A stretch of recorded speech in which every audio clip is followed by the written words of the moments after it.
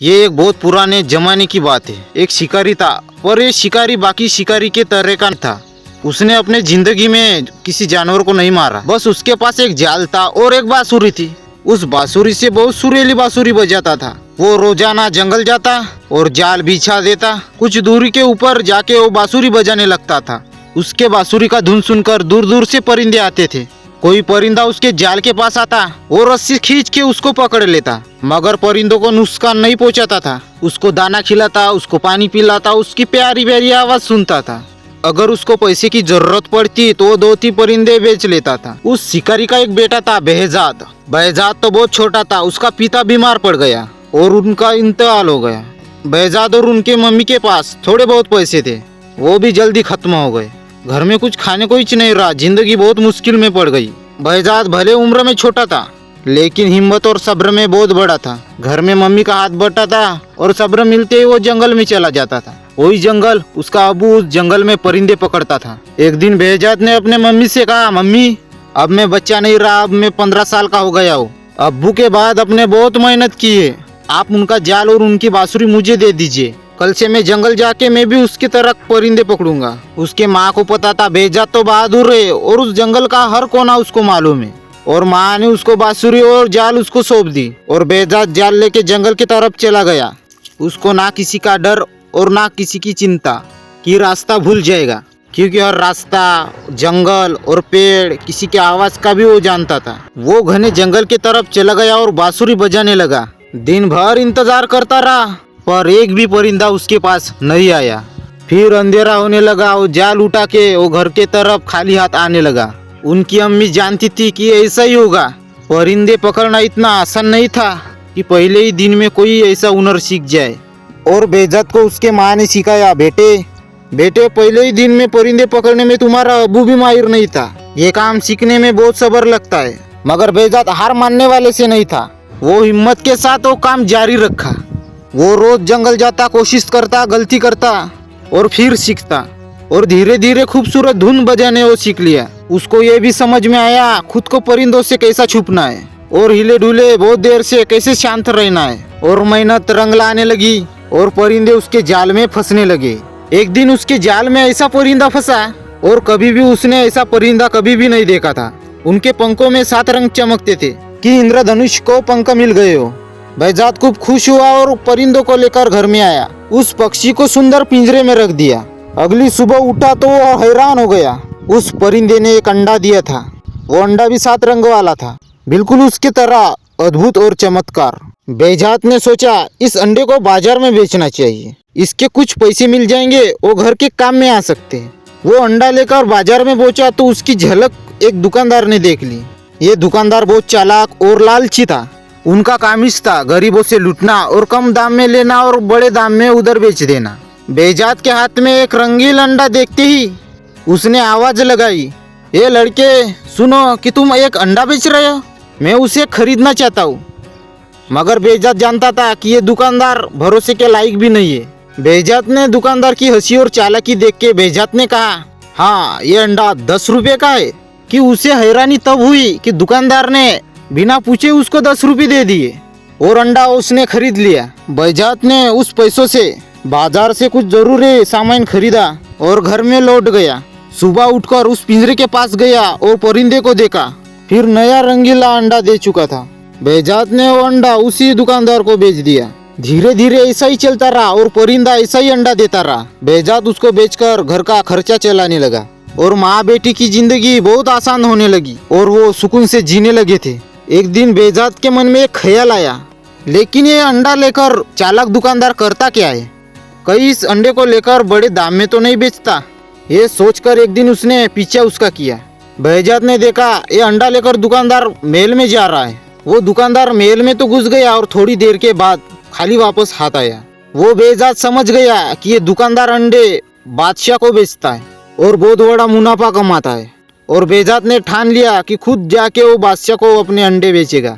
एक दिन खुद रंगीला अंडा लेकर वो महल में पहुंच गया और बादशाह ने वो अंडा देखा तो बहुत खुश हो गया और बेहजाद को अंडे के बदले 200 रुपए दे दिए। और बेहजाद खुद महल में जाने लगा और खुद ही अंडे बेचने लगा। और चालाक दुकानदार को पता चला कि बेहजाद सीधा महल में जाके अंडे बेच रहा है। फिर उसको बहुत गुस्सा आया। एक दिन दुकानदार बादशाह के महल में गया और चापलूसी से उसे बताने लगा, जहाँ पना तुम बेजात से इतने अंडे महंगे क्यों खरीदते हो? ऐसे अंडे तो आपको ऐसे ही मिल जाएंगे। उसके पास एक ऐसा परिंदा है, वो रोज ये अंडे देता है। तुम चाहो तो वो परिंदा खुद तुम्हारे पास आ सकता है, आपको रोज अंडे मिलेंगे। बादशाह ये सुनकर लालच में आ गया और बेजात को हुक्म भेजा, फौरन वो परिंदा लेकर दरबार में आ जाओ। बेजात वो समझ गया ये चालाकी दुकानदार की है। उससे दुख हुआ कि बादशाह इतना बड़ा होकर वो समझता नहीं है। ये परिंदा बांसुरी की धुन सुनकर अंडे देता है, ना सिर्फ कैद करके। लेकिन ये बादशाह का हुक्म था, उसे मानना पड़ा। ना मानने पर उसे सजा मिल सकती थी, इसीलिए वो मंजूर हो गया। दिल पे पत्थर रखकर अपना 7 रंग वाला अनमोल परिंदा बादशाह को सौंप दिया। मगर उसने हिम्मत नहीं हारी, अपनी बांसुरी और जाल उठाया। फिर एक बार वो अपने जंगल की तरफ निकल पड़ा। उसने एकदम फिर से अच्छी धुन बजाई, जंगल के सारे पशु पक्षी आ जाए। कभी उसके जाल में तितर, कभी बुलबुल फंसने लगे और उसे बेचकर वो अपना घर चलाने लगा। उसके माँ के चेहरे पर फिर से सुकून लौट के आया और दोनों माँ बेटे फिर से सुकून से जिंदगी जीने लगे। धीरे धीरे बेजात पूरे शहर में मशहूर होने लगा। जब भी किसी को प्यारा परिंदा पालना पड़ता, सीधे बेजात के पास आता और परिंदा खरीदता। ये देख के चालाक दुकानदार की आंखों में जलन होने लगी। उसको दुकानदार ने कहा, ये तुम परिंदे मुझे बेचा करो। बेजात समझ गया ये दुकानदार फिर से चालाकी करना चाहता है, सस्ते में खरीद कर महंगाई के दाम में बेचना चाहता है। उसने साफ इंसाफ कर दिया। एक बार फिर दुकानदार बादशाह के पास गया। उसने झूठी कहानी बनाकर कहा, जहाँपना जो अनोखा परिंदा तुमने बेजात से लिया था वो अकेलेपन से दुखी है, अगर साथी रहता तो बहुत अच्छा होता। बादशाह तो पहले ही लालच में अंधा हो चुका था, इस बात को वो सच मानने लगा। उसने बेजात को बुलाया और हुक्म दिया, मुझे ऐसा ही परिंदा चाहिए, नहीं तो अंजाम बुरा होगा। बेजात ने कुछ कहने की कोशिश की, पर बादशाह ने उसे बीच में रख दिया। मैं एक लफ्ज भी नहीं सुनना चाहता। मैं तुम्हें 40 दिन की मोहलत देता हूँ। इस 40 दिन में ऐसा ही परिंदा तुम्हें लाना पड़ेगा, नहीं लाए तो तुम्हारी जान ले जाएगी। बेजात का दिल तो कांप उठा, लेकिन उसने खुद को संभाला। वो जानता था कि ये वक्त मुश्किल है, मगर उम्मीद तो बाकी है। उसने अपनी पुरानी बांसुरी और जाल उठाया, माँ की दुआ लेकर उस जंगल के तरफ चला गया। इस बार मौत की छाया और उम्मीद उसके पास थी। बेजात ने तो घूम घूम कर दिन रात एक कर दिए, बड़े बड़े पहाड़ी ढूंढे, बड़ी बड़ी ऐसी धुन बजाई, पर ऐसा परिंदा उसे नहीं मिला। फिर भी उसने हार नहीं मानी। लगातार मेहनत वो करता रहा, हार नहीं मानी। और एक दिन उसकी मेहनत रंग लाई। एक दिन उसके जाल में ऐसा ही रंगीला पक्षी उसके जाल में फंस गया। बेजात के आंखों में उम्मीद की चैन लौट आई। उसने ये परिंदा सावधानी से पिंजरे में रखा और लेकर महल में पहुंच गया। बादशाह ने खुशी खुशी तो वो परिंदा ले लिया और बेजात को एक भी पैसा नहीं दिया। उस क्षण बेजात की आंखें खुल गई। उसको समझ में आया ये बादशाह भी उस दुकानदार की तरह है। फर्क सिर्फ इतना ही है कि दुकानदार चालाक था और बादशाह मूर्ख। बादशाह तो अपने खुशी में डूबा रहा, पर ये दुकानदार अंदर ही अंदर जलने लगा। उसको पता था कि बेजात दूसरा ऐसा परिंदा नहीं लेकर आएगा, वो जान से जाएगा। पर बेजात ने वो भी करके दिखाया। फिर दुकानदार को उसका डर लगने लगा।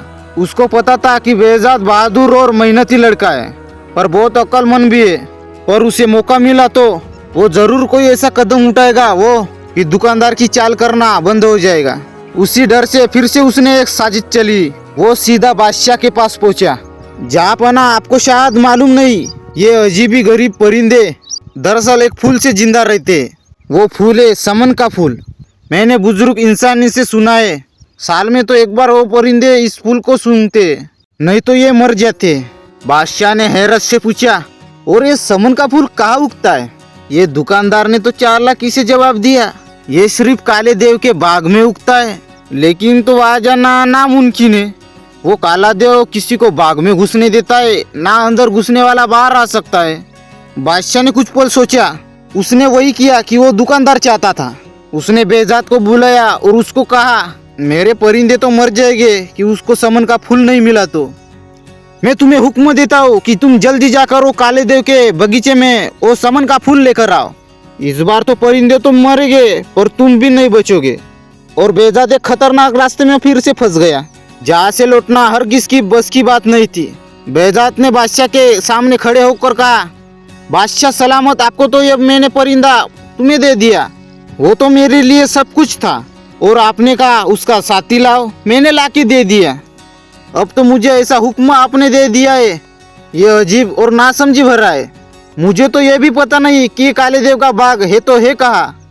बादशाह ने ठंडे स्वर में जवाब दिया, ये तो तुम उस दुकानदार से पूछो, उसको तो सब पता है। बेजात ने झल्ला कर कहा, हुजूर वो दुकानदार इतना ही अक्लमंद है और उसे सब कुछ मालूम है, फिर उसी से कहो ना कि वो खुद जाके समल का फूल लेकर आए। और बादशाह ने तो मूर्खता में डूबे स्वर में कहा, नहीं, ये दुकानदार तो कहता है कि सिर्फ तुम ही काम कर सकते हो, अगर मेरे परिंदे मर गए और तुम्हें और तुम्हारी माँ को मार दूंगा। बेजात तो अब समझ गया कि ये सारी फुसलुकी उस दुकानदार की है। बादशाह उसे खेलने वाली कठपुतली मानते रहे। बेजात को तो अब साफ दिखने लगा था, बादशाह को समझाना नामुमकिन है, इसलिए चुपचाप वो महल से निकल आया और घर लौटते ही अपने दिमाग से वो योजना बनाने लगा। उसको याद आया कि इस शहर में अकलबाज एक बूढ़ा रहता है, उसको पुरानी कहानी का सब पता है। बेजात सीधा उसके पास गया, उसने सारी उसको बात बताई और पूछा, क्या ये सच है कि समन नाम का एक फूल रहता है जो काले देव के बाग में उगता है? क्या ये फूल परिंदे के जिंदगी से जुड़ा रहता है? बूढ़े इंसान ने कहा, हाँ, ये बिल्कुल सच है, ये 7 रंग वाले परिंदों की जिंदगी समन के फूल से जुड़ी हुई है। साल में एक बार जब बाढ़ आती है, ये परिंदे उस फूल को सूंघने जरूर जाते हैं, चाहे ये किधर भी हो। इसीलिए काला देव अपने बाग में जरूर फूल उगाता है और उस परिंदों को अपने पास बांध के रखता है। बेजात ने पूछा कि वो फूल मैं तोड़ के आऊं तो उसको सूंघ सूंघ के वो परिंदे मेरे पीछे आएंगे? उस बूढ़े आदमी ने कहा, हाँ बिल्कुल, ये परिंदे समन के फूल की खुशबू जरूर पहचानते हैं और जहाँ भी होगा उसी तरफ आ जाएंगे। लेकिन बात उतनी आसान नहीं है, उस बाग तक पहुँचना बहुत कठिन है, क्योंकि उसका एक ही दरवाजा है, सिर्फ काला देव ही खोल सकता है। ये सुनकर भी बेजात का हौसला कम नहीं हुआ। वो लीडर होके कहा, मैं दरवाजा वो खुद खोलूंगा, आप बस इतना बता दीजिए कि वो बाग कहाँ है। बूढ़े ने उसकी आंखों में सच्चाई और जीत का हौसला देखा और कहा, ठीक है बेजात, सुनो। बूढ़े ने बेजात को काले देव का बाग का पता बता दिया और गंभीर स्वर में चुनौती दी, और सुनो बेटे, तुम्हारे जैसे बहादुर और ताकतवर लड़के बहुत गए, इंसान भी गए, और कोई भी जिंदा लौट कर नहीं आया। वो काला देव बहुत शक्तिशाली है, अगर उसने तुमको देख लिया फिर तुम्हारी तो मौत तय है। कोशिश करना कि तुम उसके नजरों से छुपे रहो, अगर उसने तुम्हें ना देखा तो समझ जाना कि वो जीत तुम्हारी हुई। बूढ़े की बात बेजात ने मन में बसा ली। अगली सुबह किसी को बिन बताए अपने सफर पर निकल पड़ा। वो चलता गया, अंजनी राह को पार करता गया और बड़ी देर से और काले देव के बाग के बाहर पहुंच गया। वो काले देव के बगीचे का दरवाजा बहुत बड़ा था, वो बड़े बड़े पत्थरों से जोड़ के था, वो खोलना इंसानों की बस की बात ही नहीं थी। बेजात ने दरवाजे के पास की छाव में बैठने की कोशिश की। थकान उसके अंदर इतनी थी कि फौरन उसकी आंख लग गई। उसकी नींद तब टूटी, जमीन और हवा कांपने लगी जैसे कि भयंकर तूफान आ रहा हो। ये शोर धीरे धीरे पास आता गया। बेजात तुरंत समझ गया कि ये काले देव की आहट है, जो कि वो बाग की तरफ आ रहा है। जल्दी बड़े चट्टान के पीछे वो छुप गया। कुछ क्षण में वो काला देव उधर पहुंच गया। बेजात को ऐसा लगा कि ये चलता फिरता कोई पहाड़ हो, उसके पास से गुजर गया हो। काले देव ने भारी भयंकर दरवाजा वो खोला। बेजात ने अपनी सांसें रुककर दबे पांव उसके पीछे पीछे कदम रखा। जैसे ही देव बाग के भीतर गया, वो भी झट से अंदर घुस गया और झाड़ियों के पीछे छुप गया। वो बाग के अंदर था कि अब ऐसा दृश्य उसके सामने था जिसे देखकर वो दंग रह गया। बाग स्वर्ग से कम नहीं था। वहाँ रंग बिरंगे फूल खिले रहते थे, ऐसे रंग जिंदगी में उसने कभी भी नहीं देखे थे। उस अंदर हवा में इतनी खुशबू थी कि सीधे आत्मा से अंदर पहुंचती थी। वहाँ इतने अनोखे परिंदे थे, वो कौन से किताब में और हकीकत में कभी भी उसने नहीं देखा था। कुछ पक्षियों के पंख चमक रहे थे और कुछ पक्षी हवा में तैर रहे थे, कुछ तो इंसानों की तरह दिख रहे थे। बेजात चुपचाप झाड़ी के पीछे छुपा रहा। बेजात उतना माहिर था कि जंगल में हिले ढूले भी वो रह सकता था। यही आदत उसकी बहुत बड़ी ताकत बन गई थी। सुबह उठते ही वो काला देव अपने बाग से बाहर निकल गया। शायद वो शिकार की तलाश में था। जैसे ही वो बाग से दूर गया, बेजात धीरे धीरे झाड़ के पीछे से निकला और बाग के अंदर समन नाम के फूल की तलाश में घूमता रहा। बूढ़े ने बताई हुई निशानी याद थी। रास्ते में वैसे ही अजीब परिंदे उसको नजर आए, वो बादशाह को दिए थे। उसकी चमक, चाल ढाल वैसा ही रंग था, लेकिन समस्या यह थी कि उधर फूल बहुत थे, हर एक दूसरों से खूबसूरत थे। ये समन का फूल कौन सा है बेजाद ठीक से जानता नहीं था। बाग में भटकते भटकते उसकी नज़र एक बड़े मकान पे पड़ी। वो बाग के बीचों बीच खड़ा था। वो समझ गया एक काले देव का निवास है। बेजाद धीरे से अंदर गया। वो मकान बड़ा सुंदर था, पर अति रहस्य भी था। चमकती दीवारें, दीवारों पे अजीब से चित्र, हर कमरे में अलग अलग। वहाँ कुल 40 कमरे थे, पर उन कमरों में कोई भी मौजूद नहीं था। फिर सन्नाटा और बेचैन करने वाली खामोशी थी। आखिरी बार वो 40वें कमरे में पहुंचा, देखा तो किसी की रोने की आवाज़ सुनाई देती थी। कमरा खाली था, पर उनकी आवाज़ रुक नहीं रही थी। बेजाद को लगा कि ये आवाज़ फर्श से निकल के आ रही है। उसने कमरे का कालीन हटाया और नीचे देखा, एक लकड़ी का दरवाजा बनाया हुआ है। वो बड़ी चालाकी से छुपाया गया था। बेजाद ने खोलकर देखा तो नीचे पत्थर की बनी हुई सीढ़ी थी। बड़ा वक्त गमाए वो सीढ़ी से नीचे उतर गया। नीचे एक कमरा था।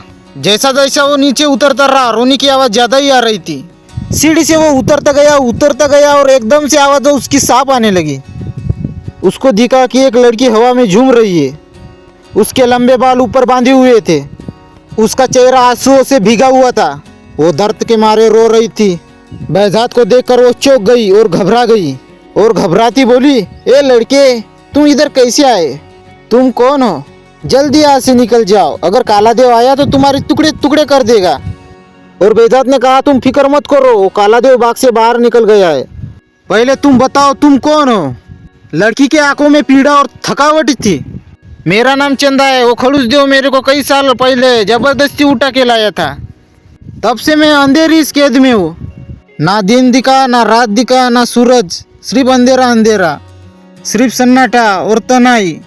बेजाद ने बिना वक्त गमाए उसको बालों को खोलकर उसे नीचे उतारा। लड़की को पहली बार उसके आंखों में राह की चमक दिखी। अब तुम बताओ तुम कौन हो और कहाँ से आए हो? बेजाद ने चंदा को पूरी बात बताई। कैसे वो समन के फूल की तलाश में निकला, कैसे काले देव के बाग तक पहुंचा, कैसे बादशाह ने उसको धमकी दी, अगर फूल नहीं लाया तुम्हारी माँ की जान खतरे में होगी। ये सुनकर करुणा के आंखों में ताकत और झंझाहट छूटी। उसने कहा, समन नाम का फूल पहले मैंने ही चुगाया था। अगर मुझे यहाँ से लेके जाओगे तो मैं तुम्हें समन नाम का फूल उगा के दे दूंगी और जंगल के सारे परिंदे तुम्हारे पास आ जाएंगे। उसने ये भी कहा, काले देव के बगीचे में बड़े रफ्तार वाले घोड़े बंधे हुए हैं। बेजाद ने देर न करते हुए उधर दौड़ लगाई। वहाँ से 2 घोड़े खोल लिए। दोनों भी उस घोड़े के ऊपर सवार हो गए। चंदा को मालूम था कि बाग के दरवाजे कैसे खुलते। उसने दरवाजा खोला और घोड़े के ऊपर बैठ के उसने घोड़े को दौड़ लगाई और बाग से बाहर निकल के आए। लंबा खतरा और भागने के बाद आखिरकार बेजाद के शहर में वो पहुंच गए। बेजाद को देखकर उसकी माँ खुशी से रो पड़ी। उसके माँ ने गले लगाया, उस दोनों को खाना खिलाया और सुकून से पूछने लगी, बेटा ये तो बताओ, जो तुम फूल लेने गए वो मिला? बेजाद थोड़ा हैरान हुआ और उसने पूछा, अम्मी एक बात बताओ, मैंने तो तुम्हें कुछ भी नहीं बताया, मैं कहाँ जा रहा हूँ कहाँ नहीं, और तुम्हें कैसे पता मैं फूल लेने गया था? फिर माँ ने जवाब दिया, जब से तुम गए हो बादशाह के सिपाही रोज आते थे। और बेजाद फूल लेकर आया या नहीं? बोलते ही बोलते तभी बादशाह के सिपाही फिर से आए और वही सवाल दोहराया। बेजाद कुछ बोलता उसके पहले ही चंदा ने आत्मविश्वास से कहा, हाँ फूल लेकर आया है, खुद थोड़ी देर में बादशाह को जाके देगा। सिपाही चुपचाप चले गए। सिपाही जाते ही चंदा ने चाकू उठाया, अपनी उंगली में हल्की सी चीर लगा दी। उसके उंगली से निकले हुए 2 बूंद खून और जमीन पर गिरे। 2 ही बूंद में खूबसूरत समन के फूल बन गए। चंदा ने मुस्कुरा के कहा, काला देव को यही डर था, इसलिए मुझे कैद करके रखा था। उसको मालूम था मेरे खून से एक समन के फूल भी बन सकते। बेजाद फूल लेकर वो महल में पहुंचा। उसने देखा वो 7 रंगों वाले परिंदे बिल्कुल शांत थे, उदास और बेबस। उसने खाना पीना तक छोड़ दिया था। जैसे उसके सामने वो फूल रख के गए, उनकी आंखों में चमक लौट के आई और वो तुरंत फड़फड़ाए और गाने लगे। एक बार फिर से उस महल में उसकी सुरीली आवाज़ गूंज उठी, जैसे किसी का जादू टूट गया हो और जीवन फिर से साथ देने लगा हो। बादशाह परिंदे की आवाज़ सुनकर बहुत खुश हो गए। उसे ऐसा लगा कि हमारा मेल फिर से जिंदा हो गया हो। उसने बेहजाद की पीठ ठपठपाई और उसकी तारीफ की। बेहजाद की खुशी आंखों में नहीं उसके दिल में थी, क्योंकि उसने अपने माँ को बचाया था, चंदा को आज़ादी दिलाई थी और अपने मेहनत से नामुमकिन को मुमकिन बनाया था। लेकिन दूसरी तरफ वो चालाक दुकानदार जल उठ पड़ा। उससे यकीन था कि बेहजाद इस बार नहीं बचेगा, मगर बेहजाद बच गया और पहले से कामयाबी और इज्जत और कामयाबी के साथ लौटा। ये कहानी कैसी लगी ये कमेंट करके बताना। उम्मीद है कि ये कहानी आपको बहुत पसंद आई होगी। अगर वीडियो पसंद आई हो तो चैनल को सब्सक्राइब और लाइक कर देना।